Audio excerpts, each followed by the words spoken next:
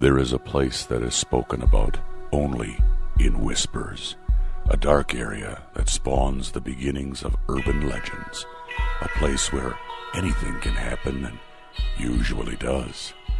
During the light of day, it hides just outside of view, but when the sun goes down, spirits, creatures of the night, roam free, and things do go bump in the night. It is in every state and every country, and there is no escaping it, no matter how safe you feel behind your locked doors and latched windows. So we invite you to turn down the lights and turn up your radio while we join Dave Schrader and Tim Dennis, your hosts, on a journey into the darkness on the edge of town.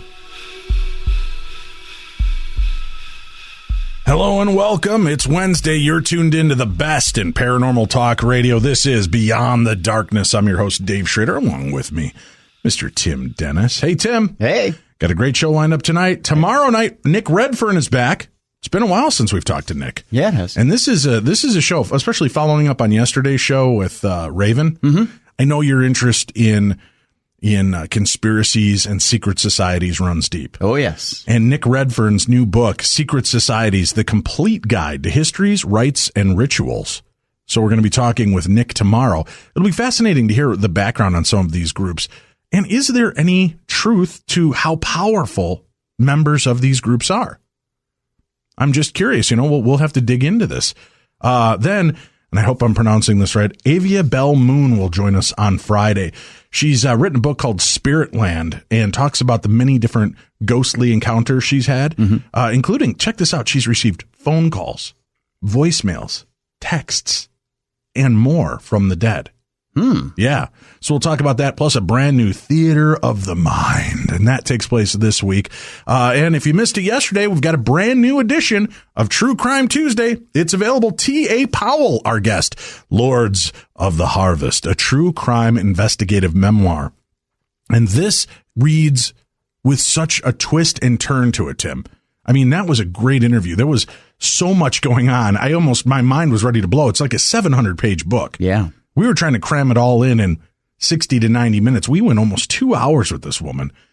And I feel like we still didn't even get the majority of the story out. That's the idea that there are 4 people that may be involved in multiple killings, some of the most famous killings in the world, and that she's pulled them together and has pretty substantial proof on each one of these individuals for being in the place at the times and the connections to each one of these murders.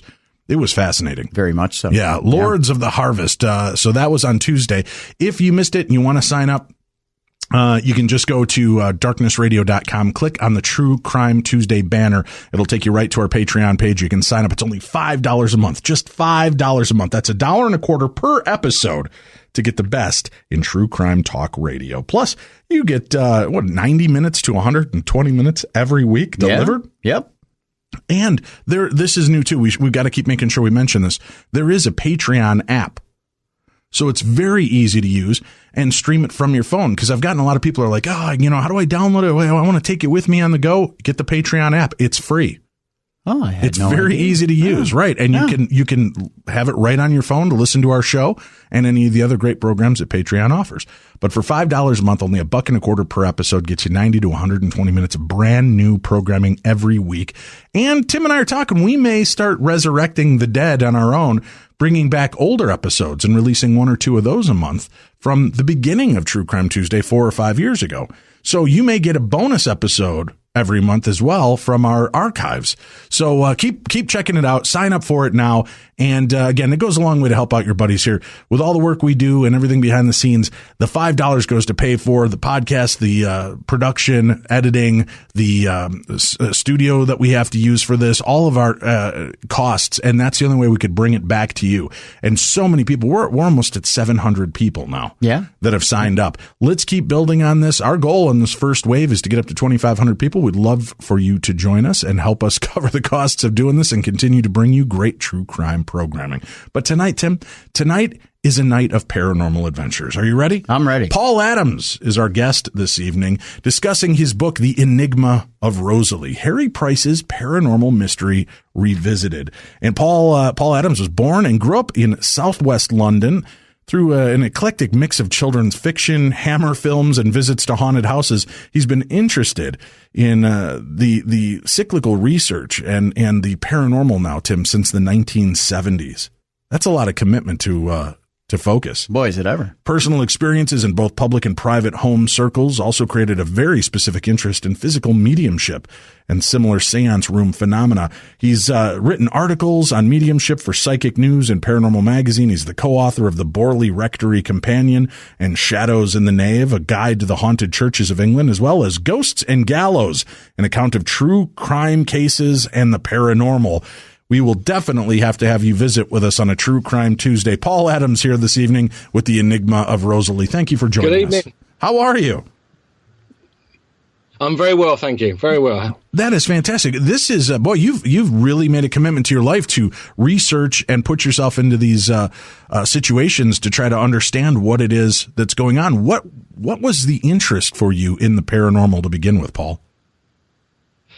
Well, really, I mean, it sounds very corny, but it was really sort of reading ghost stories as a child. There was some nice a series of books edited by Mary Danby called the Armada Book of Ghosts, which came out in the early 70s, and I read those and became interested in ghost stories. And then it was sort of watching. My father was very broad-minded, so he sort of let me sit down and watch sort of Hammer horror films with him at about the age of 7. And through that, I became sort of interested in the real stuff, if you will, through more books later on by Dan Farson, who wrote some nice books for sort of teenage readers on real ghosts, real haunted houses. And then about 1977, I went with my parents down to a holiday in Dorset, down in the southwest of England, and there's a house down there called Sanford Orcus Manor House, and at that time it had the reputation of being the most haunted house in England, and we were shown round there by the tenant at the time, a man called Colonel Claridge, and he regaled us with all these stories of the apparitions and sort of supernatural phenomena that he and his wife had said to have experienced while they lived there, and that sort of got me hooked into the real stuff, and so it sort of really went from there. And tell me a little bit about your experiences. Have you had paranormal experiences yourself? I've had one or two spontaneous experiences. Most of my experiences have been in the sort of field, in the sort of seance room area. I've attended a lot of seances for sort of physical phenomena, physical mediumship. I have had a couple of odd experiences. The first house I bought was an old cottage which dated back to 1820. That was in Mickleham in Surrey, and there was an old lady who used to live there before me.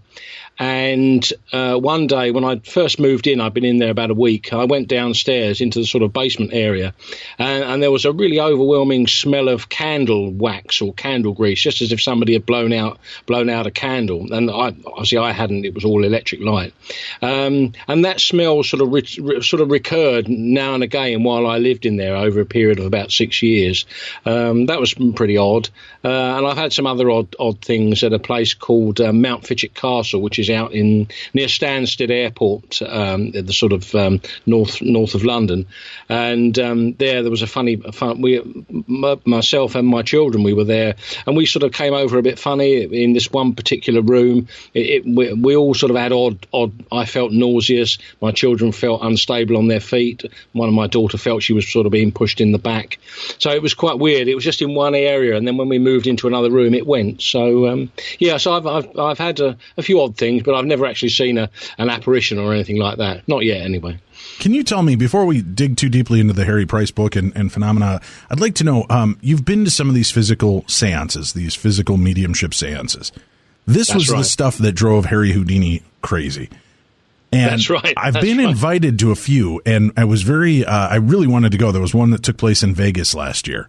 Unfortunately, it was poorly timed with my mother's illness, so I wasn't able to attend. But there was this gentleman who does this physical mediumship, and in darkened rooms, and you're not allowed to bring cameras, you're not allowed to, do any kind of light source, any of this, but supposedly these spirits will manifest in the room with you. There's a large man, there's a child, I think a woman, and they'll answer your questions, they'll touch you, they'll communicate with you. It just sounds so Ripley's Believe It or Not. To be true, right. It exactly does. And I'm curious, as somebody who's attended these type of scenarios, there are many of us who never will, but what is it like, and how do you know whether somebody's just a really good showman as opposed to, you connecting with the other side? Well, I mean, I've attended both sort of public and private seances. I mean, the private seances I attended, I sat in a little home circle group that was sitting specifically for physical phenomena for about 2.5 years. And there, I don't believe there was any fakery or fraud going on. Everybody was very, very committed. Yes, we sat in the semi-dark, we sat in red light, we sat in complete darkness. There were some very odd physical effects that happened there. Knocks and sort of raps in the room, knocks underneath my chair. You would expect a room where 5 or 6 people in the dark in a small room, that you expect the temperature to rise in the room over a period of about 2 hours. There it was the complete opposite. The temperature used to drop very much. There were breezes in the room. So that I found that very, very, very, very interesting. The public seances I've attended with are on the line that you describe, where you have people going in and the medium is supposed to materialize figures and things like that, and communicate with sort of discarnate entities. It's an extraordinary experience. I would have to say that I don't believe at the moment that I've experienced anything genuine. I feel that some of these sittings I attended were it was a fraudulent phenomena. And there was a lot of people being taken in, but I do believe that physical phenomena does take place. I've had my own sort of mild experiences, but I do believe there are some of the great mediums of the past, like Eusapia Palladino and Rudy Schneider, Rudy Schneider was active in the 1930s. Eusapia was a bit earlier, just before the First World War. But I truly believe that they were genuine mediums, and they did produce genuine effects. Why the need to do these things in a dark room? I mean, the spirits, it seems, doesn't that seem like that would lead you to believe it's shenanigans? There's a famous, the parapsychologist Donald West said that, mediums, conjurers and magicians couldn't ask for better, circumstances to perform their tricks in. It's always been said that the darkness is required because the materialization takes place through the medium producing ectoplasm, which is an amorphous substance supposedly that they produce from their bodies, which spirit people use to manifest through. They manipulate the ectoplasm, and this substance has always been said to be very sensitive to white light. So the need to carry out the sittings in darkness or very subdued light or red light, which allows the ectoplasm to form, grow, and be manipulated by the spirits. So that's the reason for the darkness, and that has always been sort of all down through the years. That's always been a common factor in sort of spiritualist seances for materialization. But I know it sounds very, very suspicious, to say the least, right? But it's sort of tradition that it's carried out in darkness. All right. See, that to me makes it seem so much less possible and believable. But I just wasn't curious. When you've been to these where the lights are out and things are going on, have you figured out, do you believe, what is causing some of these issues, or are you kind of Well, I mean, the ones that you say, the ones that I believe were fraudulent, right? Yeah. I believe that it's a clever combination of escape from the chair or accomplices in the room that can create these effects. And what I find probably most interesting is the will to believe by the people who are there. There are a lot of people go to meetings such as this who are desperate to believe and desperate to be in contact with people that they've lost. And I've seen that many times where people do accept these things as real, and it's quite heartbreaking to watch, actually. So it's a very, very, very, very controversial subject. It was right from the beginning. If the beginning of modern spiritualism back in the 1840s with the Fox sisters, and it's still as controversial today. Well, let's start at the very beginning as we launch into our investigation of this Harry Price case. A lot of our listeners are not even familiar, which is sad, with the original investigators of these claims. Talk to me about Harry Price. Who was Harry Price? Well, Harry Price was in the 1930s and 40s in this country, and I would say in many parts of the world as well. He was almost the face of ghost hunting and psychical research, where the sort of man in the street was concerned. He was a Londoner. He was born in 1881, and he became very much at the forefront of psychical research in this country. Very media savvy man. He knew how to publicize himself and his work. And he started in earnest doing his psychical research around about 1920. And at that time, everybody was more or less involved in investigating spiritualism, investigating mediums, seeing if they could, get scientific proof of the claims of things like materialization and different things that the mediums claimed. Price was very active. He established his own organisation, which he called the National Laboratory of Psychical Research. It operated out of a building in Queensbury Place in South Kensington in southwest London. And he had a seance room there, and he was very, very active in bringing mediums in and testing them, examining them, and writing and publishing about his findings. Later on, he became more interested in spontaneous cases, in poltergeist hauntings, and particularly, probably his most famous case is Borley Rectory, which was a big old house over on the Suffolk-Essex border, about 50 miles north of London. And there he carried out an on-site investigation for a year and wrote 2 books about Borley. And Price died in 1948. And he was in his time very, very popular. If there was a ghost case or a haunting in the press or anybody, Price was the man that they would call to get an opinion on it, or to bring in person to carry out an investigation. Could you give us a small sampling? I'll be going to England twice this year, in August and in September, for a tour and a paranormal tour that will be going on. The Borley Rectory is always brought up. For our listeners that are not familiar with that, can you tell us a little bit about that? And I know you co-authored the book, The Borley Rectory Companion, back in 2009. So what can you inform us about that? Well, Borley Rectory, it was built in 1862 by the Reverend Henry Ball, who were a wealthy sort of land-owning family. It was a large house which gained, on a local level, a reputation of being a very haunted building.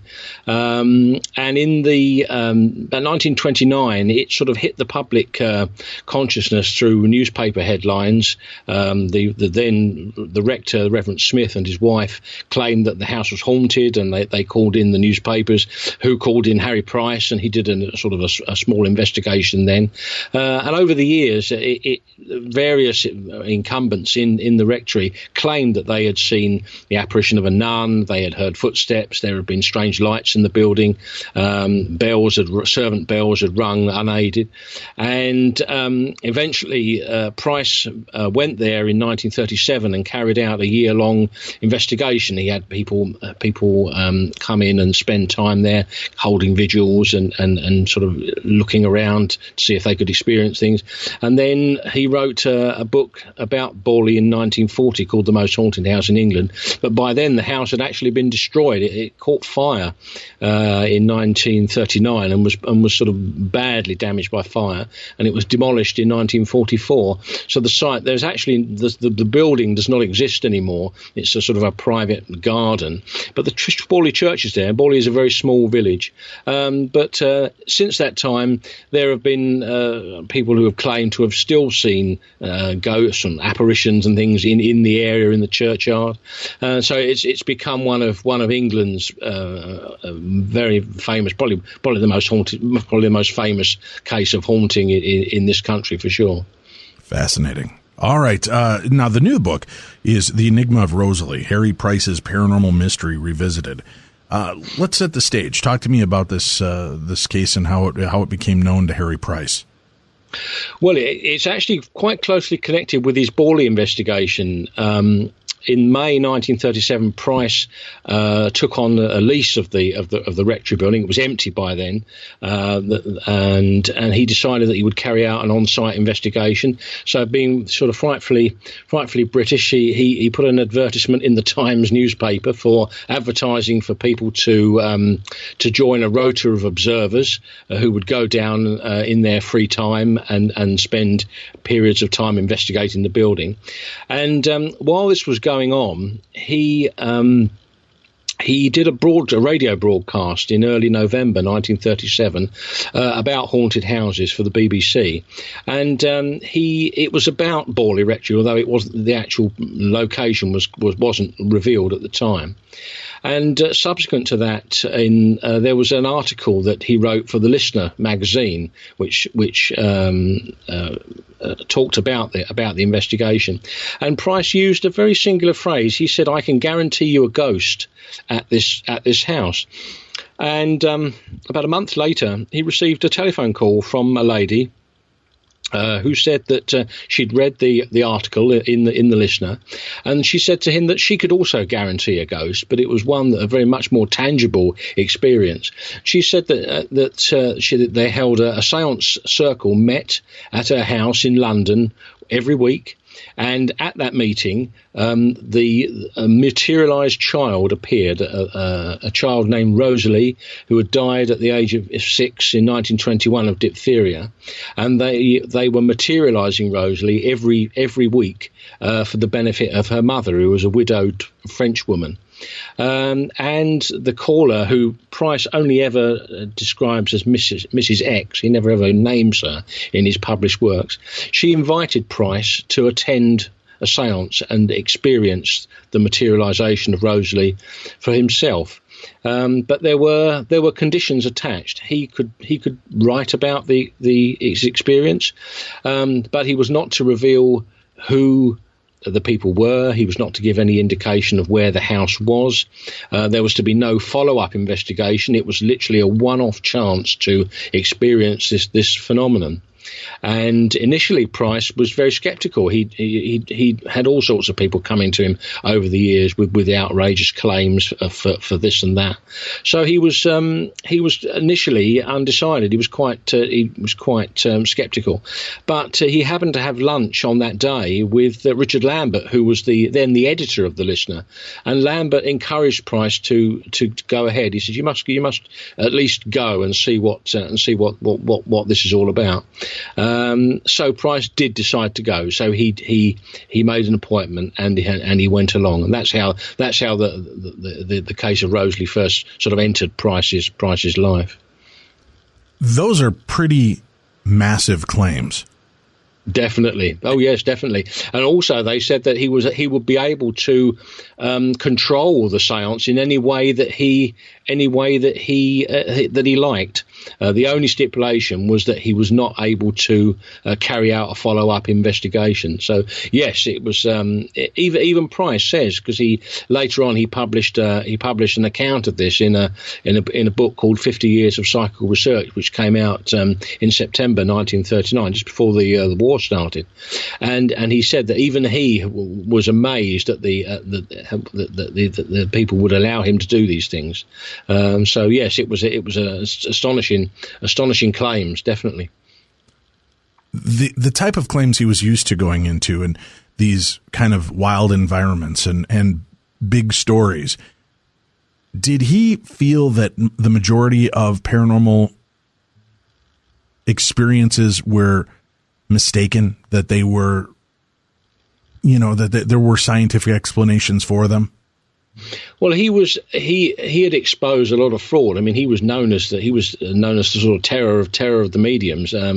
He had exposed a lot of fake mediums, and there were very few spiritualists and mediums who were willing to sort of sit with him, because he was known as a great sort of, not an enemy of spiritualism. I think he was just wanted the truth about these things. But if there was fakery involved, he exposed it without, he always exposed it. And but he had experiences with certain mediums before then, that he was convinced were genuine, particularly Rudy Schneider, who was an Austrian medium that Price brought to London in the late 20s and early 1930s, and carried out a long series of examinations with him. And Price was convinced that he had experienced genuine phenomena of a physical kind, things being moved in the seance room, breezes, and also the appearance of materialized objects and things like that, under his very, very rigorous seance control conditions. So when you look back at that, though, real quickly, Paul, when you look back at his rigorous ways, do you see inherent flaws? Because, again, it was a different time and a different mindset. How scientific, in principle, was the investigations that Harry Price did? With his seance room investigations, they were very scientifically controlled. The medium, certainly Rudy Schneider was held. He was physically restrained by Price and his assistants. The seance room was locked and sealed. There was a very sophisticated arrangement whereby the sitters were linked up to an electronic device, which, if anybody broke the circle and tried to fake things, a light would go off and would alert people. So I think that certainly where Price's seance room investigation was concerned, it was very sophisticated for its day. And Price himself he was an amateur conjurer, but he was a very, very good amateur conjurer. I mean, he was a member of the Inner Magic Circle, so he knew when he was being faked, and being conned. So I think he was a very astute man, definitely. All right, let's do this. We need to take a break, and then we'll come back and we'll look at the Enigma of Rosalie. How did the investigation begin, and what was Harry Price's findings?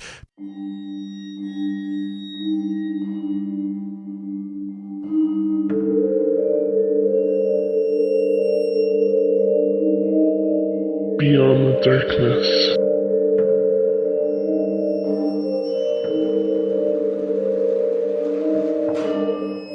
This is Beyond the Darkness, your home for the best in paranormal talk radio. Paul Adams, our guest this evening. He's the author of the book, The Enigma of Rosalie, Harry Price's paranormal mystery revisited. And we heard in the first part a little bit about Harry Price, who he was and how he came to this case. Now, he gets a claim about this ghost appearing and that they're doing it on a regular basis. Paul, how did Harry respond? Did he automatically think, oh, no, this is too good to be true? Or did he go into it with an open mind and the idea that maybe there is something to this story? I think initially he was sceptical and felt that it wasn't worth investigating, but he was persuaded to go by Richard Lambert, the editor of the Listener, and he went along. I think with an open mind, and he, in his book 50 Years of Psychical Research that he published in 1939, he describes. He says that he went along to a house and met the family, spoke to them, learnt about the case of Rosalie, and the séance was set up, and it took place in a house which he describes quite fairly accurately in his book, but he doesn't give any clues as to where it took place or who the people were. And yes, the séance took place, and it lasted for about two and a half hours on the 15th of December 1937. How did this séance go for him? What was, in the notes and the reports that he put out, what was it like to be in there and have this unfold? He said that he was allowed. The séance took place in a drawing room. He was able to search the room very thoroughly. He searched the sitters to make sure they weren't having anything concealed on themselves. He sealed the doors and windows with tape. He sealed it. He sealed the fireplace. He sprinkled starch powder on the floor around the doors and windows so that if anybody did try and get in or out, they would be their presence they would give themselves away. He said that they sat in a circle in the room in darkness, and during the course of the sitting, which lasted for 2 hours, he saw and felt the naked form of a child, who the group addressed as Rosalie. He said that she seemed to appear in the darkness next to him. He felt her. He was able to feel her skin, to listen to her heartbeat, take her pulse. And towards the end of the sitting, he had some luminous plaques which he had face down on the floor. He was able to examine the figure by the glow from these plaques, and he said that he saw the figure of a child. He describes her slightly older than her alleged years, which was supposed to be 6 years old, but she stood there silently, didn't say anything. He asked her questions. The only time she spoke was when Price asked her the very last question. He said, "Rosalie, do you love your mother?" And she said yes, at which point the séance came to an end. It was a highly charged, emotional atmosphere. The women involved, Mrs. X, the lady of the house, her daughter, who was also present, and the mother of Rosalie, who Price only ever calls Madame Z in his writings, were extremely emotional about the appearance of this child. The light was put out, the darkness returned, and then about 20 minutes later, the main room lights were put up, and Rosalie had gone, and there was no sign that Price's seals had been broken or anything. So he came away incredibly mystified and shaken by what had happened to him. Did he think to ask the mother? I mean, was this the recognizable voice of her daughter? Well, yes. I mean, she was convinced that it was Rosalie, and later on, he says that he tried to persuade them to carry out further investigations, but the mother was so frightened that Rosalie would be scared away by a sort of more investigation that she refused. And right from the beginning, from Price publishing this account in 1939, the case has been incredibly controversial because it seemed almost too good to be true. Price came under fire really from both sides. The spiritualists were amazed at his claims. They were also amazed that he didn't now fully embrace the spiritualist movement and say, look, you've had this incredible experience. You now surely you cannot deny that there is life after death and spirit materialization is a reality. But Price said, no, I can't accept it because it didn't take place in my own laboratory where I know completely 100% foolproof conditions. So he didn't fully embrace it. So he drew fire from the spiritualist side. Also, Price was very controversial amongst his contemporaries. The more slightly conservative Society for Psychical Research, which was a very long established organisation for paranormal inquiry, founded in 1882. Right. Price had a very uneasy relationship with many people there. He was good at rubbing people up the wrong way, because he would like to be seen as the leader in charge of things, and so they felt it was just a publicity stunt. So he was sort of damned from that side as well. So from the get go, it was very, very, very controversial. Okay. So he likes what he sees. He gets the initial feeling that this is something interesting, but he's not willing to make that leap that it is definitely the paranormal yet, because it's not in his controlled environment of this laboratory. Now, one comment you made, and I want to just jump back to it, because if I don't, I know I'll get 100 emails on this. You said that he could sense the naked presence of this little girl. How did he know she was naked, or is that just an English term and I'm misunderstanding because of our goofy? No, he actually felt her in the darkness.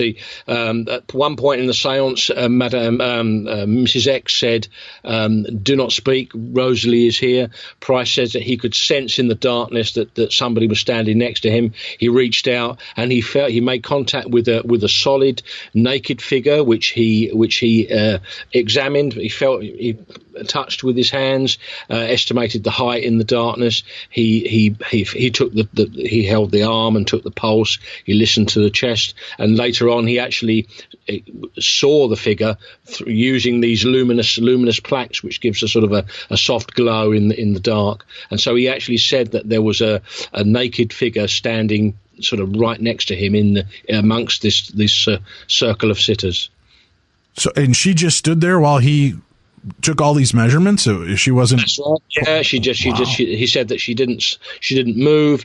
She didn't say anything. He asked her several questions. Where do you come from, Rosalie? Do you have any friends there? Do you play with children there? Are there animal pets there? He asked her these questions. She didn't say anything. The only time she spoke, so Price said, was to confirm that she loved her mother, at which there was a very emotional response from Madame Z, who was sitting on the other side of Price, and that's when the séance was brought to a close. The lights were brought down. And did she speak to anybody else in the room, or were the only words period spoken in that first séance that she loved her mother? Yes, she just said yes. She said the word yes, and that was it. She didn't speak at all. It was just that on that single occasion. Okay. Wow. Okay. Now he's got this in mind. What is his next step? Is he going to try to take it into a more controlled environment in his lab? Does he go back for more of these similar seance situations? Well, that's what he was hoping. He was hoping that he could entice or persuade the sitters to hold another séance in his laboratory, but this didn't take place. And then obviously by this time the Second World War is going. Price has to close his London office, and he lived down on the south coast of England in a small village called Pulborough in West Sussex. So he sort of withdrew from London, and it was not until 1946, after the war, that he published a sort of a follow-up report on the Rosalie case, and he claimed that he had carried on trying periodically to persuade the family, but he said that Madame Z, that Rosalie's mother, had gone to France at the outbreak of the Second World War and had been lost in the German invasion of Paris, and that he had no more contact with them or the circle. So it was a sort of an unsatisfactory ending to it, So the case seemed to just sort of hang in the air. And then when Price died in 1948.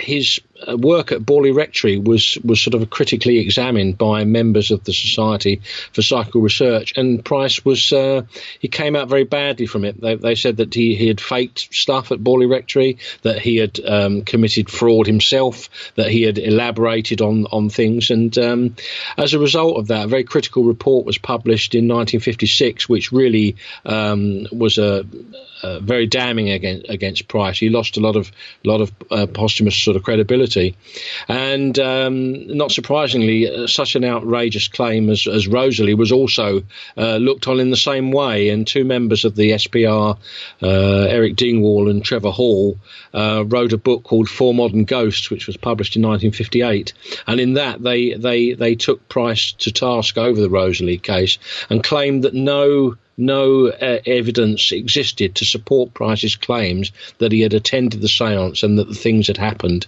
in the way he said. So by the end of the 1950s, the Rosalie case had almost been, completely discredited.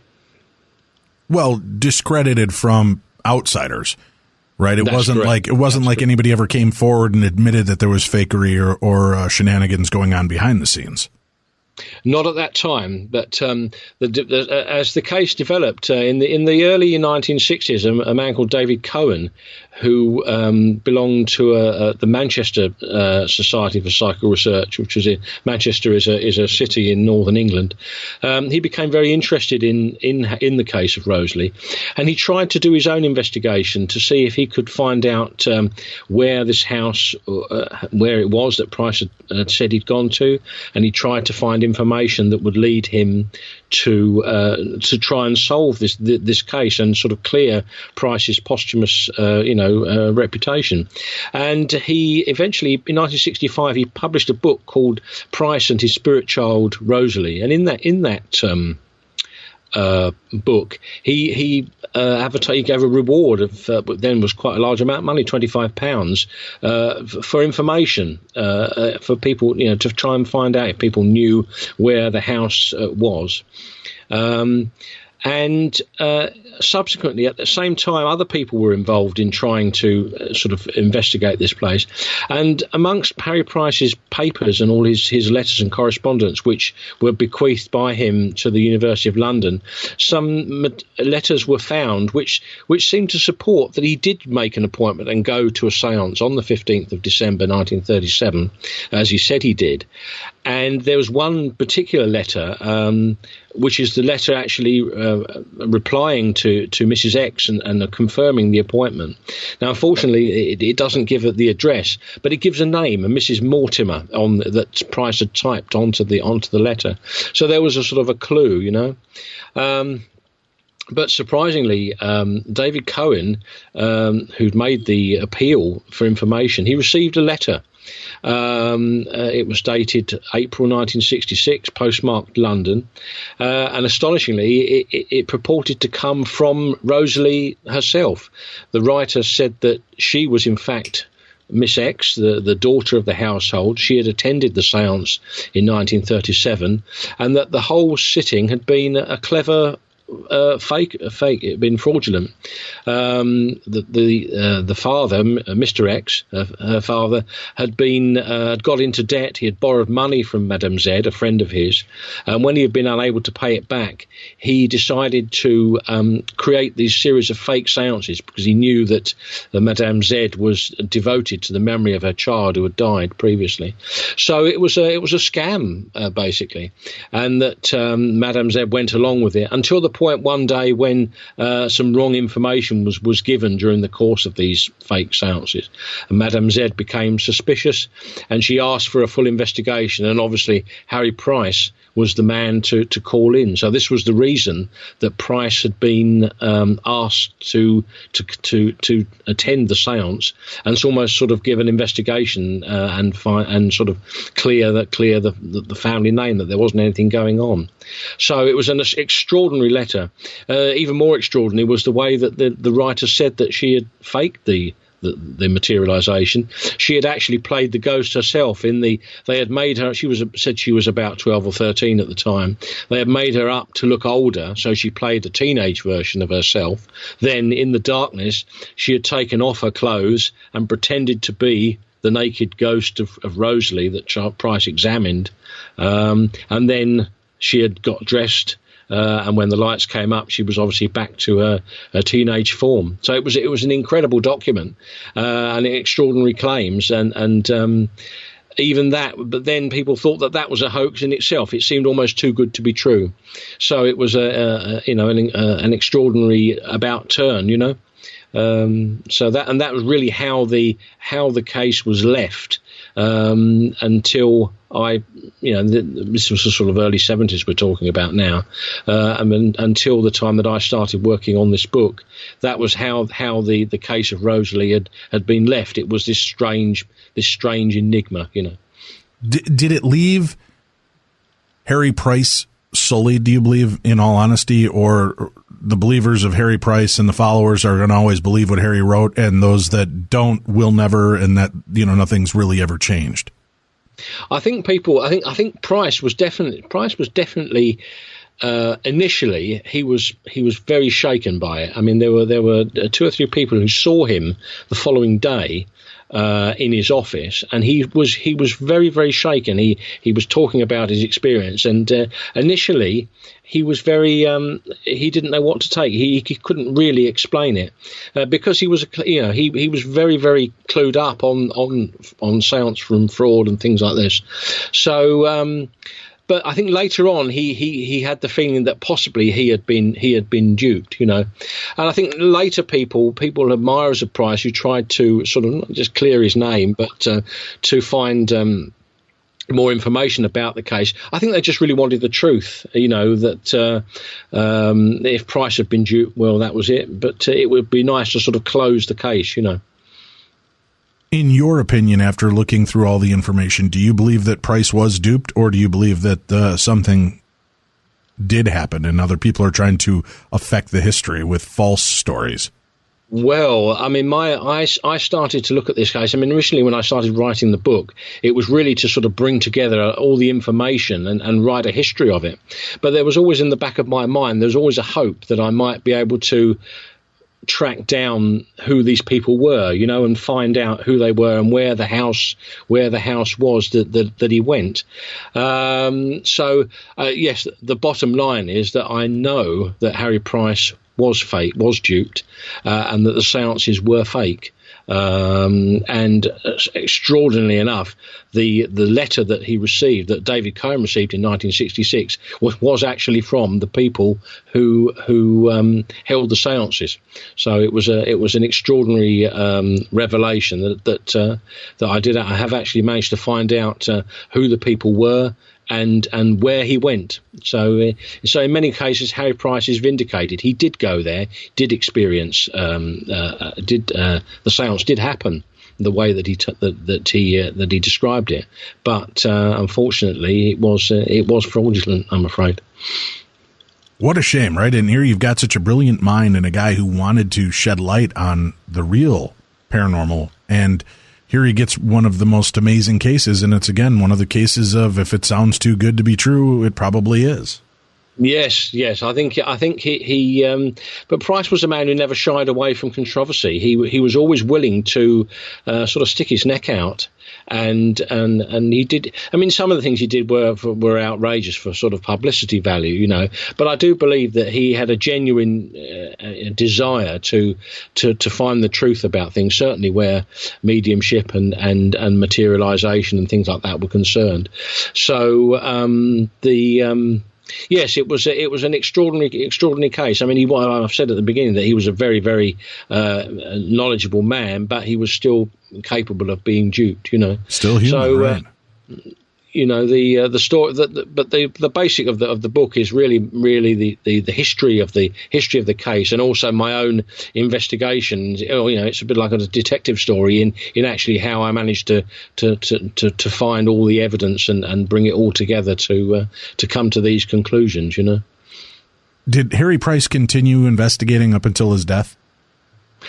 He was not so much physically involved with investigations. He did. There is a rather nice investigation he did down in Crawley in West Sussex, which is sort of southeast of London, called the Crawley Poltergeist, which he did a similar sort of investigation down there. But he was more interested. But by that time, his London office had been closed, and although he did make attempts to reopen it, he sort of more or less retired from active investigation. So he was writing. He wrote a long book about poltergeist phenomena during the Second World War, and he had plans for a third book on the Borley Rectory case, but he had a heart attack and died before that could be completed. So that was the situation with Harry. Do you think he got jaded near the end of his life because of the experiences of so many false attempts out there?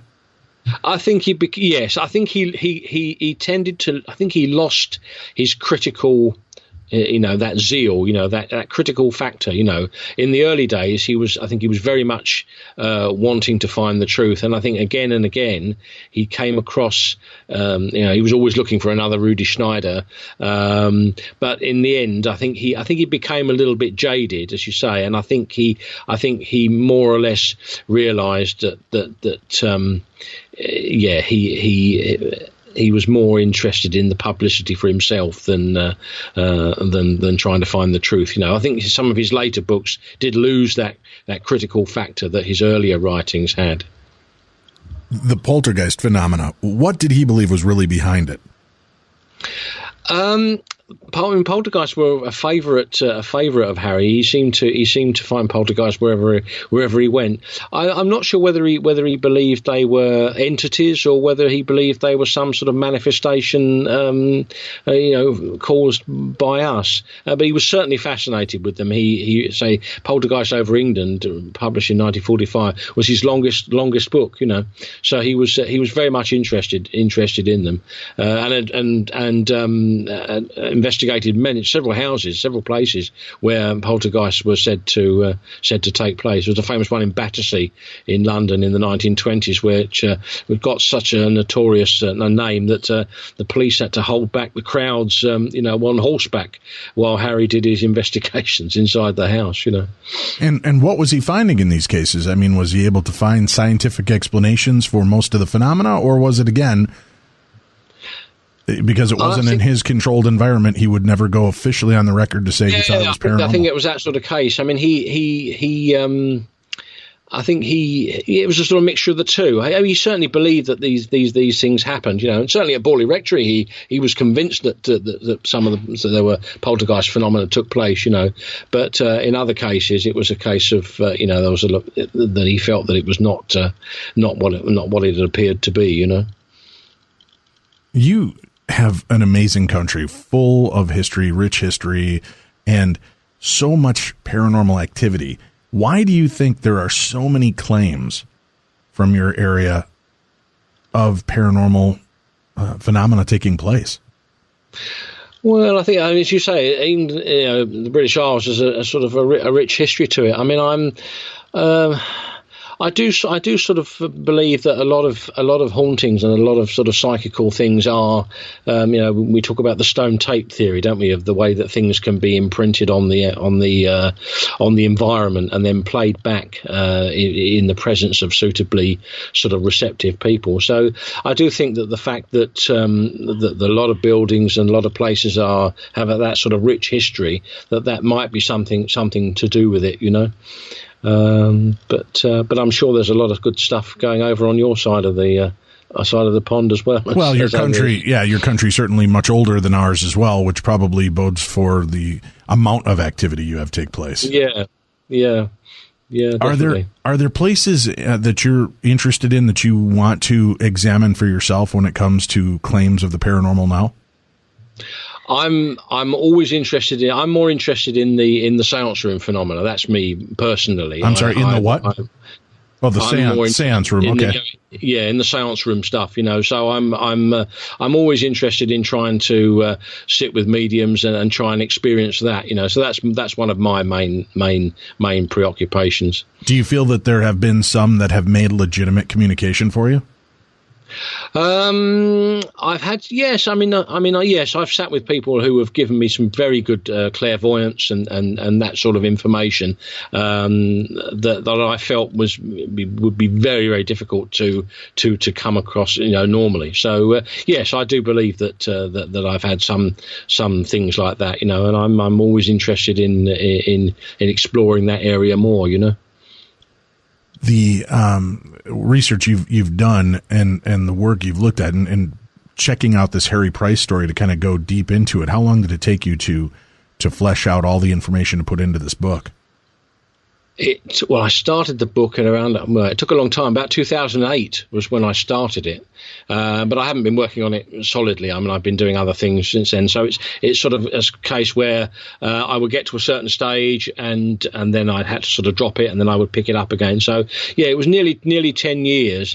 But what happened was in that time, the development of online resources, certainly genealogical information, that's become available to the public. That was the clue. That was the key to finding out the identities of these people and sort of solving the case, particularly the 1939 National Register, which was a snapshot census which took place over here in September 39 to issue people with identity cards for the outbreak of the war. And a lot of that information is now available online, and that was where the real clues took place, Fascinating. You're also the co-author of the Borley Rectory Companion, Shadows in the Nave, Ghosts and Gallows, an account of true crime cases and the paranormal, Written in Blood, a history of vampirism in British culture, and several regional books of British hauntings. The idea of vampirism, is that something that, has a legitimate grounding in history, or again, supernatural mumbo jumbo? It's very interesting. The Written in Blood book, that was an attempt to combine lots of my own interest in sort of films and literature and things like that. But I did include some interesting cases that appeared to be involved some sort of type of vampire-like activity. There's a famous one, the Crogling Grange vampire, which took place in the 19th century. And there was a very strange case which took place in Yorkshire that was investigated by Peter Underwood, who was the co-author with me with the Borley Rectory Companion. So so I'm open-minded to vampires, definitely. Well, we will definitely have to have you back for Ghosts and Gallows, an account of true crime cases and the paranormal on our show, because that would fascinate me and our listeners worldwide. When you look into this, were you surprised to find how many cases did tip its way into the paranormal realm?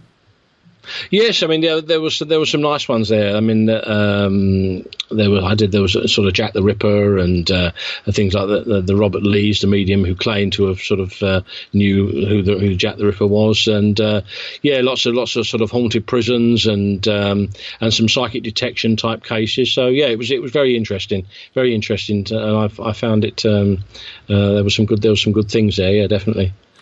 Paul Adams, he's the author of The Enigma of Rosalie, Harry Price's Paranormal Mystery Revisited. For more in-depth look at this case and all of the detective work that went behind filling out the storyline on this, you have to get a copy of this book, The Enigma of Rosalie, Harry Price's Paranormal Mystery Revisited. I want to thank everybody for tuning in and being a part of the show with us. And remember, tomorrow, Nick Redfern will be with us. Secret Societies, the complete guide to histories, rites, and rituals. We'll get an inside look. We'll also talk to Avia Bell Moon on Friday to discuss her book, Spiritland. We'll hear about some of her very bizarre encounters in the paranormal and hear about some of her favorite haunts along California's Central Coast. We'll do that all this week. I want to thank everybody for tuning in. Be safe, be kind, love one another, and we will talk to you tomorrow right here on Beyond the Darkness.